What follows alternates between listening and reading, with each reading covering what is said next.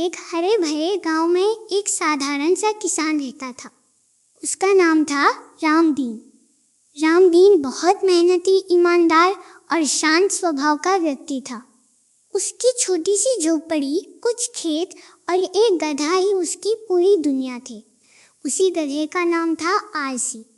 आलसी गधा नाम का ही नहीं, काम का भी वैसा ही था। सुबह सूरज निकलते ही जब गांव में चिड़ियां चहचहाने लगती, बैल हल खींचने को तैयार हो जाते और किसान खेतों की ओर निकल पड़ते, तब आलसी गधा अपनी आंखें तक खोलना नहीं चाहता था। वह कभी एक पैर मोड़कर खड़ा हो जाता, कभी जमीन पर बैठ जाता और कभी ऐसा दिखाता मानो उसे बहुत थकान हो।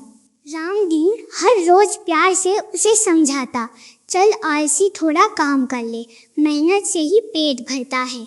लेकिन आलसी मन ही मन सोचता, काम क्यों करूं? अगर बीमार या थका हुआ दिखूंगा तो किसान मुझे छोड़ देगा।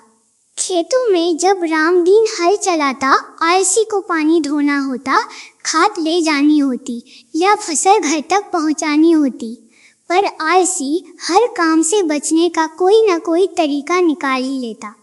कभी वह धीरे धीरे चलता, कभी रास्ते में रुक जाता, तो कभी अचानक बैठ जाता।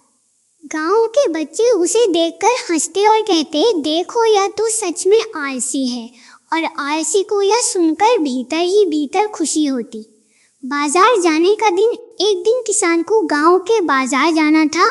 उसे अनाज, सब्जियां और कुछ घर का सामान लेकर जाना था ताकि बेचकर पैसे मिल सकें।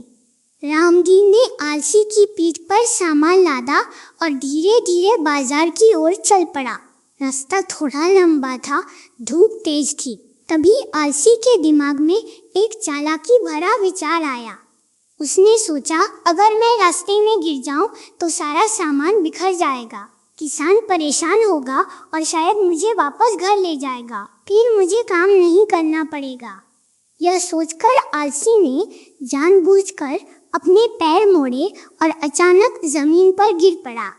धड़ाम! सारा सामान इधर उधर बिखर गया। अनाज की बोरियां खुल गईं, सब्जियां मिट्टी में फैल गईं। रामदीन बहुत परेशान हो गया। उसने गहरी सांस ली और बोला, हे भगवान, अब यह सब फिर से समेटना पड़ेगा। वह धूप में झुक झुक कर सामान इकट्ठा करने लगा। आलसी वहीं बैठा रहा और मन ही मन खुश होता रहा कि उसकी चाल कामयाब हो गई। लेकिन कहानी यहीं खत्म नहीं हुई। किसान ने चुपचाप सारा सामान फिर से इकट्ठा किया।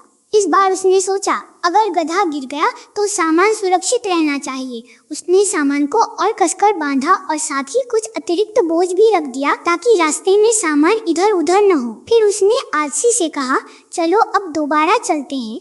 अब आलसी की हालत खराब हो गई। बोझ पहले से ज्यादा भारी था। हर कदम पर उसकी सांस फूलने लगी, पीठ दुखने लगी, पैर कांपने लगे। थोड़ी दूर चलते ही आलसी को अपनी गलती का एहसास हुआ। वह सोचने लगा, अगर मैं पहले ही ठीक से चल लेता तो यह सब न होता।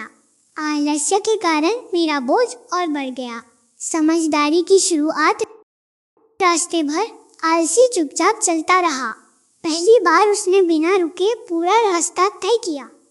बाजार पहुंचकर जब किसान ने सामान उतारा, तब आलसी को हल्कापन महसूस हुआ। उसी रात गांव लौटते समय आलसी बहुत देर तक सोचता रहा। उसे समझ आ गया कि काम से भागने से काम खत्म नहीं होता, बल्कि बढ़ जाता है। अगले दिन जब रामदीन उठा तो उसने देखा कि आलसी पहले से ही तैयार खड़ा है। ना बहाना ना सुस्ती।